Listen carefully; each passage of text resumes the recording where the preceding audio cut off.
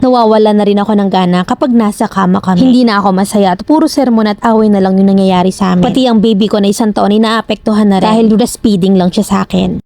Dati akong nagtatrabaho bilang sekretary sa isang paint center ng tita ko sa Pasig. Magandang naging buhay ko sa tita ko. 17 lang ako nang makilala ko yung ex-boyfriend ko. Halos mabaliw ako nung iwan niya ako. Nakilala ko siya sa isang dating app at nag-meet kami sa personal. At dahil isang lugar lang naman kami at walking distance lang ang layo, nagtagal kami ng 1 buwan. At sa 1 buwan na yon ay lagi niyang sinasabi sa akin na gusto daw niya akong maging asawa. At magkaroon ng anak sa akin dahil maganda naman daw yung trabaho niya. Call center yung trabaho niya sa edad niyang 19. Nakiusap siya sa akin noon na wag akong umuwi sa tita ko at doon na lang ako matulog sa kanila. At magsama na raw kami dahil gusto niya raw akong makasama at mapangasawa. Hindi ko alam yung gagawin ko dahil wala akong ibang iniisip kundi ang mahal siya. At ibibigay ko yung lahat ng gusto niya. Bago ko ibigay yung sarili ko ay pinangakuan niya ako na papakasalan niya ako. At naging kampante naman ako sa sinabi niya. Dahil alam ko na maibibigay niyang lahat ang kailangan ko. Binigay kong lahat sa kanya pati yung virginity ko at ang pagmamahal ko. Ginagawa kong lahat para makita niya na hindi siya magsisisi sa akin. At sa 1 buwan na relasyon namin, habang magkatabi kami nakahiga, bigla niya lang niyang sinabi sa akin na hindi daw niya ako mahal. Dahil hindi daw niya makita yung future niya na ako yung kasama niya. Nabigla ako ng sobra. Kasi okay naman kami nung oras na yun. Umiiyak at humahagulgul ako at nagmamakaawa ako sa kanya na wag niya akong iwan. Pero kinabukasan rin ay umuwi na ako sa amin. Kasi wala na akong nagawa dahil pinapaalis na niya ako. Pero hindi pa rin ako sumuko at lagi pa rin akong pumupunta sa kanila. Dinadalhan siya ng pagkain kahit hindi siya nakikiharap sa akin. Lumipas ang halos 1 buwan kong paghahabol, iniisipan ko na lang magtrabaho ulit at ayusin ko ang sarili ko. Nakapasok ako sa Tagaytay bilang cashier ng sari-sari store. Pero hindi rin ako nagtagal dahil hindi ako makafocus sa trabaho ko. Kaya naisipan ko na lang umuwi sa probinsya ng papa ko. February 2022. Nagtagal ako doon ng halos 3 buwan at unti-unti na akong nakaka-move on. Kasi wala rin naman signal ang cellphone sa lugar ng papa ko. May 2022 may bago akong nakilala na gwapong lalaki. Mabait naman siya sa akin nung nililigawan niya ako. Pinupuntahan niya ako sa bahay ng papa ko kahit malayo sa lugar nila. Isang beses ay dinalaw niya ako sa bahay. Medyo bundok din kasi ang bahay ng papa ko at dahil probinsya ngayon at hindi sementado ang daan, naabutan siya ng ulan. May kasama rin siyang isang kaibigan na meron ding nililigawan dito sa amin. Nagkataon rin na wala si papa sa bahay ng araw na yon dahil lumuwas ng Maynila. Kami lang ng stepmom ko ang kasama ko sa bahay. 6 na taon lang nga pala yung tanda sa akin ng stepmom ko. Medyo bata pa rin nung napangasawa ng papa ko. Kaya nga may pagkainggit sa akin ng stepmom ko. Plastic at inggitera. Sabi ng stepmom ko ay doon na lang patulugin ang manliligaw ko sa bahay namin. Wala akong nagawa dahil gusto ko rin naman ang tao na yon. At ayoko rin namang paalisin dahil sobrang putik at sobrang lakas ng ulan. At doon siya pinatulog ng tita ko sa kwarto ko. Umayag rin naman ako dahil wala namang ibang matutulugan ng manliligaw ko. At isa pa maliit lang naman yung bahay namin. Kinabukasan nung nakauwi na yung manliligaw ko, bigla na lang sinabi sa akin ng stepmom ko na magsama na raw kami dahil nagtabi na raw kaming matulog. Sumagot naman ako na bakit kailangang magsama agad. Wala namang nangyari sa amin dahil nirerespeto ako ng manliligaw ko. Bigla na lang sinabi sa akin ng stepmom ko na pokpok lang daw na babae ang nagpapatulog ng lalaki sa kwarto. Hindi ko sila pinansin dahil alam kong sinet up niya lang kami para nga mag-asawa na ako. At mas kilala ko ang sarili ko. Umuwi si papa saktong birthday ng kapatid ko na anak ng stepmom ko. Nabigla ako nang pinatawag agad ni papa yung manliligaw ko dahil nagsumbong na pala yung stepmom ko. Nagtabi na daw kaming matulog kaya magsama na raw kami. Kinausap ko yung manliligaw ko nung araw na yon kung tanggap ba niya ako dahil meron akong pass. Sagot niya sa akin ay oo daw kasi mahal na mahal daw niya talaga ako. At hindi daw niya ako sasaktan. Hanggang sa nag-live-in na kami. Sumama na ako sa kanya at doon kami nakituloy sa mama ng partner ko ngayon. Okay naman yung mama niya. Nag-iisang anak lang yung partner ko sa pangalawang asawa ng biyenan ko. At siya rin ang bunso. Pero lumipas lang ang ilang linggo na akala ko tanggap ako ng mama ng partner ko. Nagkamali pala ako. Isang gabi umuwi ng lasing ang biyenan kong babae. Umiiyak at nagwawala dahil sa sobrang lasing. Bigla na lang niya akong tinuro at sinabi niya sa akin na pinamigay lang daw ako ng papa ko sa anak niya. Dagdag palamunin lang daw ako. Kumadro na lang ang hanap buhay ng biyenan kong babae at matagal na rin patay ang papa ng partner ko. Wala ring trabaho ang partner ko noon. At dahil naghahanap pa lang siya, umaasa muna kami sa biyenan ko noon. Di nagtagal ay nabuntis ako ng partner ko. At dun ko nalaman ang tunay na ugali ng partner ko. Napakamamasboy pala ng napangasawa ko. 4 months yung tiyan ko noon nang una niya akong saktan. Galing kami sa bundok noon para kumuha ng pambenta na kahoy para may maiulam kami. Nauna akong umuwi dahil sabi ko magsasaing na muna ako. At dumiretso naman siya sa bilihan ng kahoy para bumili ng ulam. Tataka ako dahil 6 PM na ng gabi wala pa rin. Malapit lang naman yung tindahan na pinuntahan niya. Hinintay ko siya hanggang 7 pero nang hindi siya nakauwi naisipan kong sunduin na siya. Nakakatakot ang daan dahil puro puno at sobrang sobrang dilim. Napadaan ako sa tambayan ng asawa ko at nung tinanong ko nga kung nakita ba nila yung asawa ko, ang sagot sa akin ay nasa inuman daw. At sa sobrang galit ko noon ay pinuntahan ko siya. Hindi ko na iniisip yung madadaanan kung hanggang tuhod pa ang putik. Tinawag ko siya agad pero hindi niya ako pinapakinggan. Hanggang sa sumigaw na ako sa labas ng bahay ng kaibigan niya na umuwi ka na. Dahil na rin siguro sa galit at gutom, hindi ko na natiis yung galit ko. Pero bigla na lang niya akong binugbog na para bang hindi niya iniisip na buntis ako. Sinuntok at kinaladkad niya ako pa uwi, hawak ang buhok. At kahit nakikita ng biyanan ko ang ginagawa sa akin, hindi man lang niya masaway ang anak niya. Ang beses pa'y nawala yung tukay naming ipon na halos 3 weeks niya ring pinagtrabaho. Binugbog niya ako at halos hindi na ako makahinga dahil sinakal niya ako. Umuwi ako nan sa papa ko at sinabi kong binubugbog ako ng partner ko. Dahil nawala yung tukay namin pera, pambili sana namin ng bigas. Sabi ng papa ko wag na akong bumalik sa kanya dahil hindi lang naman daw tukay ang halaga ko sa kanya. Pero hindi ako nakinig sa papa ko. Sobrang sakit para sa akin ang ganung sitwasyon. At ang pinakamasakit pa, yung pagkatapos niya akong saktan, ay huhubaran niya ako at ikakama na parang baliwala lang ang lahat sa asawa ko. Wala akong ibang inisip kundi yung anak ko dahil ayokong lumaki na walang tatay. Hanggang sa makapanganak na ako at baby girl. Ang biyanan kong babae ang nagpaanak sa akin. 1 linggo pa lang akong nakakapanganak ay sinabihan agad ako ng biyanan ko na pwede na akong kumilos at maglaba. At dahil nga nakikipisan kami, wala akong nagawa. 2 months na yung baby ko na magkasagutan kami ng biyanan ko. Ayoko kasing umalis yung partner ko noon dahil pupunta na naman sa barkada niya. Sabi ko sa kanya, wala akong uutusan kapag umalis ka at baka may kailanganin ako. Sabi ng biyanan ko sa akin, bakit ka daw pagbabawalan ay uuwi rin naman daw ng 12 ng gabi. At sinumbat niya pa sa akin ang pagpapaanak niya sa akin na kung hindi daw dahil sa kanya, baka daw patay na ako at ang anak ko. Muntikanan niya pa akong hampasin noon ng kahoy. Sabi ko sa asawa ko magbukod na kami. Lagi ko naman yung sinasabi sa kanya pero lagi niyang sagot sa akin, bakit pa nag-iisa lang naman daw ang mama niya sa bahay. Fast forward ay lumuwas na kami ng Maynila. 2 years na kami ng asawa ko dito at meron na rin siyang regular na trabaho. Nangungupahan lang kami at hindi rin ganun kalaki ang sahod ng asawa ko. Sumasakto lang at minsan ngay kulang pa. At sa 2 years na yun, hindi ko alam kung minahal niya ba akong talaga. Kasi puro sama lang ng loob ang nakukuha ko sa kanya. Minsan iniisip ko na lang na iwan siya pero hindi ko magawa dahil pinangungunahan ako ng takot. Dahil din sa anak ko kaya ayoko pa talagang bumitaw. Mahal naman ako ng asawa ko at lagi niyang sinasabi sa akin ko daw siyang iwan. So kapag may problema kami or magkasagutan lang, kahit na konti sasaktan niya agad ako. Aaminin ko na hanggang ngayon ay iniisto ko pa rin yung ex ko. Wala naman na akong feeling sa kanya pero sa tuwing iniisto ko siya, napapaisip na lang ako na baka gumanda pa yung buhay ko kung siya yung nakasama ko. Ngayon ay 20 na ako at gustong gusto na akong kunin ng mama ko. Papadalhan daw niya ako ng pamasahe. Nasa summer nga pala yung mama ko. Hindi rin naman niya ako mapuntahan. Sinasabi ko na lang kay mama na uuwi na lang ako pag may pera na ako. Mami Lynn, ano ba yung dapat kong gawin? Nawawala na rin ako ng gana kapag nasa kama kami. Hindi na ako masaya at puro sermon at away na lang yung nangyayari sa amin. Pati ang baby ko na 1 taon ay naapektuhan na rin dahil breastfeeding lang siya sa akin. Bigyan niyo naman ako ng advice kung ano ba yung dapat kong gawin. Give up na ba or ipagpapatuloy ko pa? Letter sender, Rowena ng Manila.